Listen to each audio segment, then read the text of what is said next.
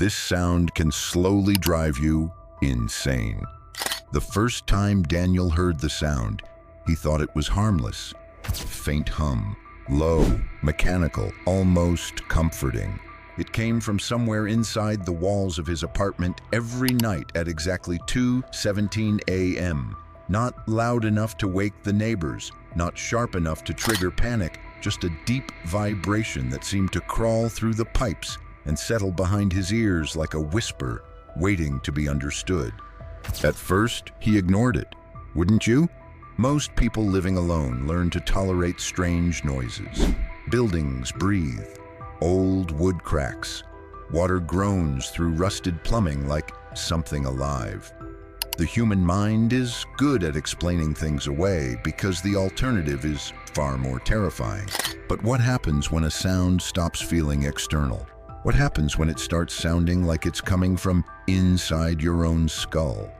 Daniel was 29, worked remote IT support, and lived in a decaying apartment block on the edge of the city where rent was suspiciously cheap and nobody made eye contact in the hallway. The building itself looked exhausted. Peeling paint hung from the walls like dead skin. The elevator worked only when it wanted to. Sometimes the lights flickered for no reason at all. Still, it was affordable. And loneliness has a way of making people settle for places they should never stay in. The hum continued every night. 2:17 a.m. Always the same frequency. At first it lasted only a few minutes, then 10, then 20. By the second week, it continued until sunrise. Sleep became impossible. Daniel tried headphones, white noise, sleeping pills. Nothing drowned it out. The sound somehow slipped through every barrier, vibrating beneath music and conversation alike. It wasn't just heard, it felt, like fingers brushing the inside of his brain. One morning, he knocked on his neighbor's door, a middle-aged woman named Mrs. Vale, who smelled constantly of cigarette smoke and bleach. He asked if she'd heard the noise. The moment he mentioned it, her expression changed. Not confusion, recognition. "Don't listen to it too long," she whispered. Then she shut the door. That should have been enough for him to leave. But humans are curious creatures, aren't they? We lean toward the things that scare us. We dig at locked doors. We replay disturbing videos late at night, even after promising ourselves we won't. Daniel became obsessed. He started recording the sound. Every night he placed his phone near the wall and captured hours of audio. But when he replayed the recordings the next morning, there was nothing there. Only silence and occasional static, yet he knew he heard it. Didn't he? Soon the hum began appearing during the day. Very faint, barely noticeable. At the grocery store, inside his shower, underneath conversations. He stopped sleeping altogether after he began hearing words hidden inside the frequency. Not complete sentences. Fragments. Come closer. Downstairs, almost open. The human brain searches for patterns in chaos. That's what doctors would say. Auditory pareidolia. Stress-induced hallucinations caused by exhaustion. But if that were true, why did the voices know things they shouldn't? One night, the sound changed. Daniel woke at exactly 2:17 a.m. to absolute silence. No hum, no vibration, nothing. For the first time in weeks, the apartment felt still. Then came the knocking. 3 slow knocks from inside the wall beside his bed. Daniel froze. Another 3 knocks followed. Then a voice, not from outside, not from the hallway, from inside the wall itself. "Can you hear us now?"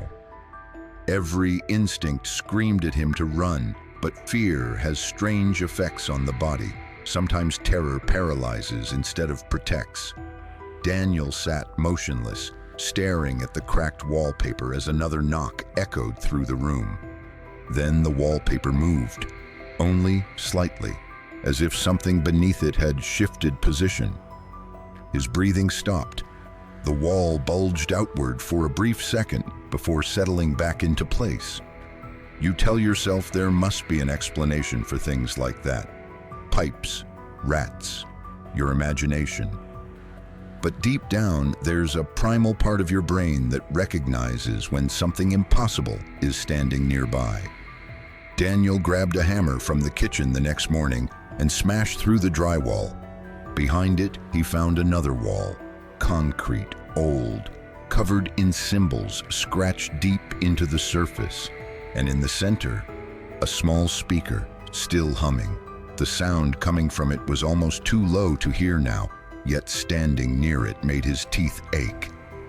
Daniel unplugged the speaker immediately. The humming stopped. For 3 beautiful seconds. Then it returned louder than before, not from the speaker, from everywhere. The floor vibrated violently, pipes rattled.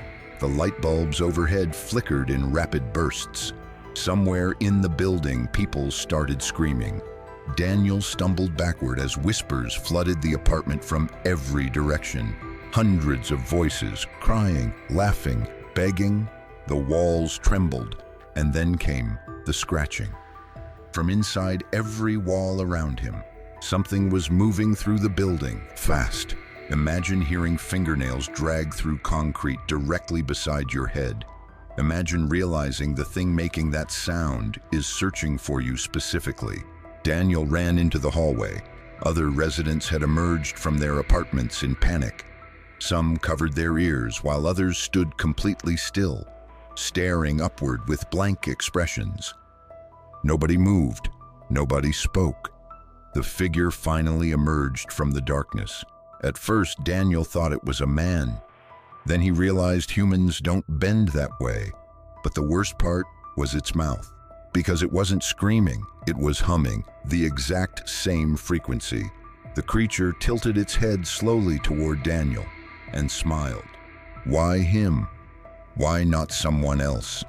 That question haunted him even as he ran. He barricaded himself inside his apartment while the thing moved through the hallway outside, dragging its limbs across the floor with a horrible scraping sound. Occasionally, it stopped outside his door and hummed softly like it knew he was there. Even now, somewhere tonight, someone is lying awake hearing a strange, low hum inside their walls. They're telling themselves it's probably nothing. Pipes, electricity, wind. But what if it isn't? What if certain sounds were never meant for human ears? And what if hearing them means something has finally heard you back? Thanks for watching. Don't forget to like and subscribe to our YouTube channel.